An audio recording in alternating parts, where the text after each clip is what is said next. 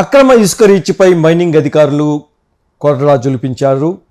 నెల్లూరు జిల్లా కలువాయి మండలం రాజుపాలెం అనధికార అక్రమ ఇసుక రీచ్లో మైనింగ్ అధికారులు బుధవారం మెరుపు దాడులు చేసి 2 టిప్పర్లను, ఒక హిటాచీ భారీ వాహనంను అదుపులోకి తీసుకున్నారు. ఒక టిప్పర్ ఇసుకలో కూరుకుపోవడం వల్ల రెండవ టిప్పర్ను కలువాయి పోలీస్ స్టేషన్ వద్దకు తీసుకువచ్చి పోలీసులకు అప్పగించడం జరిగింది. 3 వాహనాలకు ఫైన్ వేయడం జరిగిందని జిల్లా మైనింగ్ ఏడీ బాలాజీ నాయక్ ఆదేశాల మేరకు ఈరోజు దాడులు చేయడం జరిగిందని మైనింగ్ ఆర్ఐ స్వాతి తెలిపారు. వీరితో పాటు ఏ వాణిశ్రీ పాల్గొన్నారు.